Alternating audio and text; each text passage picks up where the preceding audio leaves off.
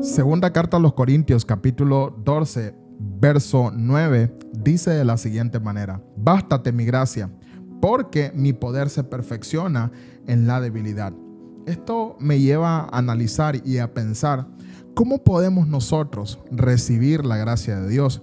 Y es que la gracia de Dios es un favor que no merecíamos y que aún no continuamos mereciendo. Sin embargo, Dios, a través de su Hijo Jesucristo, nos da la oportunidad a cada uno de nosotros de poder recibir de su gracia, de su amor y de su misericordia.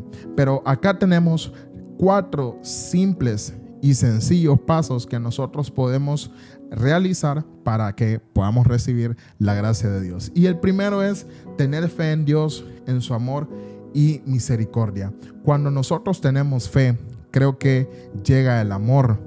Y cuando nosotros tenemos amor, llegamos a tener misericordia.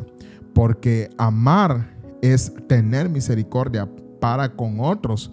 De la misma forma que Dios me amó a mí y recibí misericordia, de esa misma forma yo amo y recibo y doy misericordia para con otros. Segundo paso es reconocer nuestros pecados. Cuando nosotros reconocemos nuestros pecados, nos damos cuenta que de una forma bien sencilla somos hombres y por ende, al ser hombres, no podemos recibir esa misericordia, no podemos recibir esa gracia. Y cuando nosotros reconocemos eso, creo que nos volvemos más humildes al saber que el pecado nos aleja de Dios.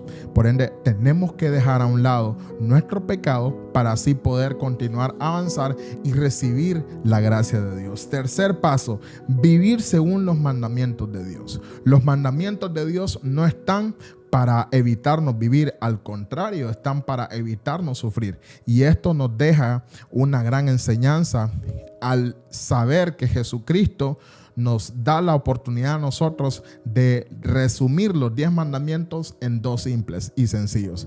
Amarás al Señor tu Dios con todo tu corazón, con toda tu alma y con toda tu mente. Y el segundo, amarás a tu prójimo como a ti mismo. Por ende, así también recibimos la gracia de Dios cuando vivimos según los mandamientos de Dios. Y por último, orar constantemente. Creo que la oración nos acerca a Dios de una manera impresionante e increíble. La gracia de Dios podemos recibirla por medio de la oración, porque la oración nos conecta con Dios, la oración nos hace más humildes, la oración nos permite escuchar la voz de Dios y asimismo la oración nos permite ser mejores cristianos, ser mejores creyentes, ser mejores personas en general, porque la oración nos conecta y nos hace más humildes, más personas más enseñables, más sensibles a la presencia de Dios. Entonces, la oración también es una llave para que nosotros podamos recibir la gracia de Dios. Recibir la gracia de Dios es un proceso continuo en el que debemos mantener una actitud humilde, de confianza y apertura al amor y la misericordia. Si no has estado recibiendo o si estás consciente que te hace falta mucho para poder recibir la gracia de Dios, déjame darte una noticia. Todos podemos recibir la gracia de Dios, pero ¿de quién depende? De cada uno de nosotros. Dios te da esa gracia. Hay un favor inmerecido que hay por medio de la gracia. Tú recibes esa gracia, pero depende de cada uno de nosotros si la vamos a vivir o no. ¿Cómo vamos a levantarnos día con día? ¿Cuál va a ser nuestra actitud? ¿Cómo vamos a buscar mediante la oración, mediante el amor al prójimo, mediante el servicio, esa gracia? Que Dios te bendiga.